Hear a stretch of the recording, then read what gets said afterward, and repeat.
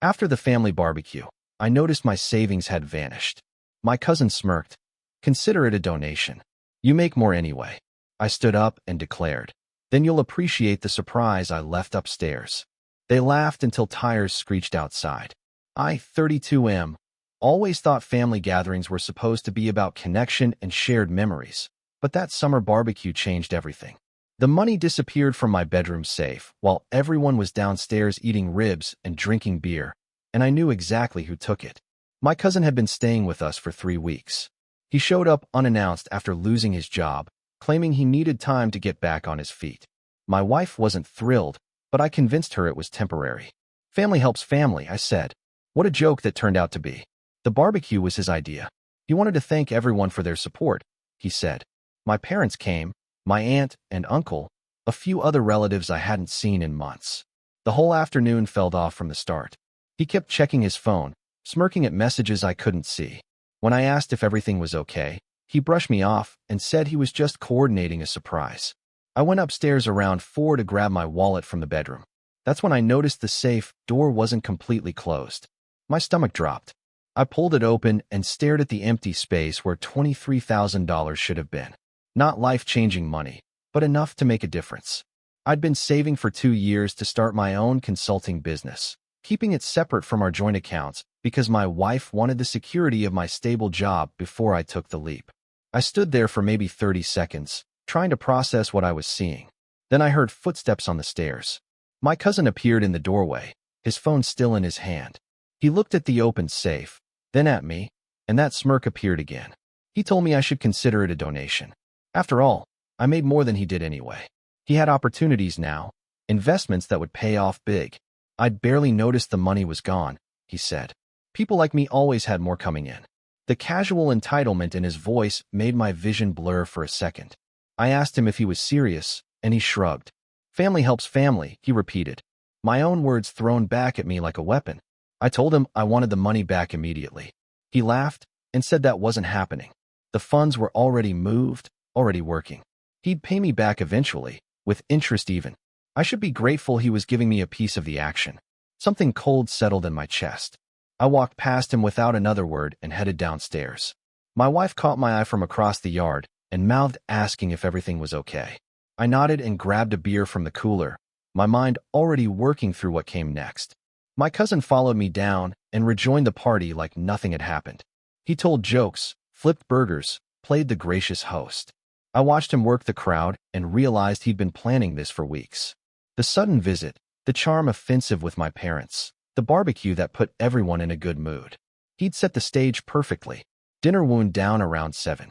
People started talking about heading home. That's when I stood up and clinked my beer bottle to get everyone's attention. I thanked them all for coming and said my cousin had been such a generous guest. Then I looked directly at him and told him he'd appreciate the surprise I left upstairs in his room. His smirk faltered. He asked what I was talking about, trying to keep his voice light. I just smiled and said he should go check. The family watching us probably thought it was some kind of gift, a gesture of gratitude. My parents looked confused but pleased. He headed inside, still trying to play it cool. I followed at a distance, my phone already in my hand. The rest of the family drifted toward the house, curious about this mysterious surprise. I'd spent the hour after discovering the theft doing research. Quick, focused research. My cousin had been posting on social media all week about his big plans, cryptic references to investments and opportunities. What he didn't realize was that he'd been careless with details. A screenshot here, a tagged location there. I found his banking app login saved on the laptop he'd been using in our guest room. I found emails about the investment scheme he'd put my money into. Most importantly, I found out he'd been bragging to his friends about how easy it was to manipulate family. While everyone had been eating and laughing downstairs, I'd been upstairs making calls. My lawyer first, then my bank to report the theft and freeze any transactions I could. Then I called my cousin's investment contact, the guy running what turned out to be a barely legal cryptocurrency scheme. I explained that the money had been stolen and that I'd be pursuing legal action against anyone involved in receiving it. The guy panicked and said he hadn't received any transfer yet, that my cousin was supposed to wire it that evening after the party. That's when I understood the real timeline. My cousin had taken the cash but hadn't moved it yet. He was waiting until everyone left, until he could slip away with my blessing and my money. So I'd moved the money myself, found the duffel bag hidden in his closet, and relocated it to my car trunk. Then I'd left something else in its place. The shouting started before I made it to the top of the stairs. My cousin was standing in the guest room doorway, staring at the empty duffel bag. Next to it on the bed, I'd placed printed copies of his social media posts, his emails about the investment scheme, and a formal notice that I'd reported him for theft. He spun around when he heard me approach, his face red. He demanded to know where the money was, and I told him I'd returned it to my safe where it belonged. He could either leave quietly, or I could call the police right now and have him arrested in front of our entire family. My parents had reached the top of the stairs by then. My mom asked what was happening, her voice worried. I handed her one of the printed emails, the one where my cousin described me as an easy mark who'd never notice missing money. I watched her face change as she read it. The next 10 minutes were chaos. My cousin tried to lie, then justify, then deflect. He told my parents I was overreacting, that it was a misunderstanding. He'd borrowed the money and was going to tell me. My dad told him to shut up and asked me if I wanted to press charges. That's when we heard the tires screech outside. Everyone rushed to the windows. A black SUV had pulled into the driveway at an aggressive angle, blocking in several cars. 2 men in suits got out, and I recognized one from the photo on the investment scheme's website. My cousin had obviously called them in a panic, probably thinking they could help him smooth things over or pressure me. He ran downstairs before anyone could stop him. I followed with my dad, my phone already recording. The men met my cousin at the front door, and their conversation was brief and hostile. They wanted their money, the investment he'd promised. He tried to explain it wasn't ready yet, that there'd been complications. One of them grabbed his shirt and told him complications weren't their problem. I stepped forward and told them there was no money coming. The investment was off, the funds were staying with their rightful owner. They turned to look at me, and I held up my phone showing the recording. I also mentioned I'd already sent information about their operation to the appropriate financial authorities. If they wanted to avoid bigger problems, they should leave now. The guy holding my cousin's shirt let go and said something under his breath. They got back in their SUV and left, tires squealing again as they reversed out of the driveway. My cousin stood there looking like he might throw up. My aunt started crying, demanding to know what her son had done.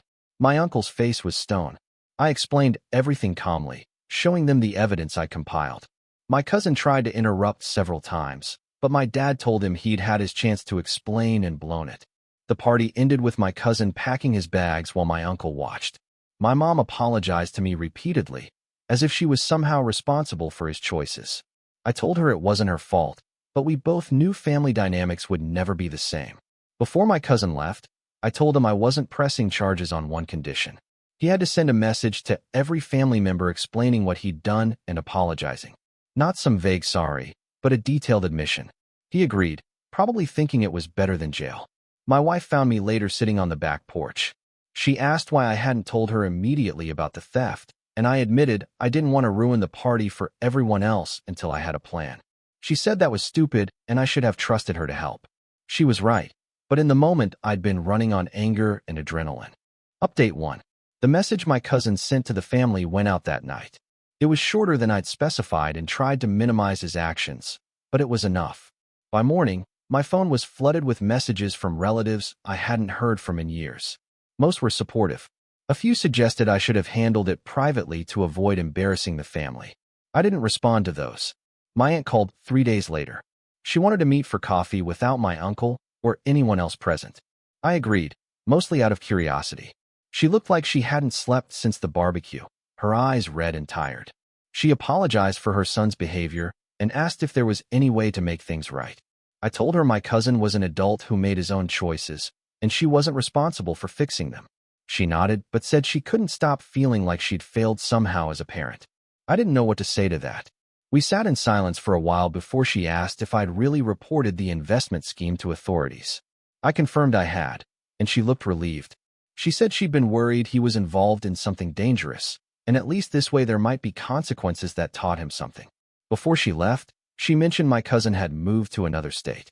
He'd found work with a friend from college, nothing glamorous, but steady. She didn't ask me to forgive him, which I appreciated. Some things don't get fixed with apologies. Update 2. 2 months after the barbecue, I got a certified letter. My cousin had sent a check for $3,000 with a note saying it was a start on paying me back for the trouble he'd caused. The amount seemed random until I realized it was roughly what he calculated he owed for staying at our place for 3 weeks, plus emotional damages, as he put it. I didn't cash the check. I put it in a drawer and forgot about it. My business launched in October. The money I'd saved went toward office space and initial operating costs. My wife quit her job to help run operations, which had been the plan all along. We landed our first major client in November, a contract worth more than I'd made in 6 months at my old job. The business success felt like vindication, proof that my instinct to save and plan had been right. But it was also bittersweet. Every family gathering since the barbecue had been awkward, with careful seating arrangements to keep certain relatives apart. My cousin wasn't invited to anything, which created its own tension. My dad pulled me aside at Thanksgiving and told me he was proud of how I'd handled the situation. He said a lot of men would have either let it slide to keep the peace or overreacted and made things worse. Finding the middle ground, protecting myself while giving my cousin a chance to avoid criminal charges, showed maturity. I thanked him, but admitted I'd been angrier than I let on. There were moments after discovering the theft when I'd wanted to destroy my cousin's life completely, make sure everyone knew what he'd done. The only thing that stopped me was realizing that kind of revenge would consume me more than it hurt him. Update 3. A year after the barbecue, my cousin showed up at my office unannounced. My secretary buzzed to say someone was there to see me without an appointment, and when I came out to the lobby, there he was. He looked different, thinner and more tired, like life had been grinding him down. He asked if we could talk privately. I almost said no, but curiosity won. We went to a coffee shop down the street instead of my office. I didn't want him in my space. He'd been working steadily since leaving town, he said, paying off debts, going to therapy his mom had insisted on. He wanted me to know he understood how badly he'd messed up, not just with the money, but with betraying family trust. He wasn't asking for forgiveness, just wanted me to know he'd heard what I'd said that night. I asked him why he'd really taken the money. The therapy answer or the real answer. He was quiet for a long time before admitting he'd been jealous. Watching me build a life while he struggled had made him bitter. When he saw the safe, he'd convinced himself I owed him somehow for having it easier. I told him life hadn't been easier for me. I'd just made different choices. He nodded and said his therapist had mentioned that. We finished our coffee in uncomfortable silence. As he was leaving, he asked if there was any chance we could be civil at family events. Not friends, just not enemies. I said maybe eventually, but it would take time. He accepted that and left. I never cashed his check. Eventually, my wife suggested we donate it to a financial literacy nonprofit. The symbolism felt right, turning his theft attempt into something that might help someone else avoid desperation. The barbecue changed my relationship with family permanently. I'm more careful now about who I trust and how much access people have to my life. Some relatives think I'm cold for not forgiving my cousin immediately. Others understand that betrayal leaves marks that don't heal quickly. My business continues growing. My wife and I are planning to expand to a second location next year. The money my cousin tried to steal became the foundation for something bigger than either of us imagined. Sometimes I wonder if that irony bothers him, knowing his theft attempt inadvertently pushed me to finally take the leap I'd been planning. I don't think about the barbecue much anymore, except when someone mentions family loyalty. Then I remember standing in my bedroom staring at that empty safe, feeling the weight of misplaced trust. The lesson wasn't about money or revenge. It was about recognizing when someone shows you who they really are and believing them the first time. The surprise I left upstairs wasn't just evidence of theft.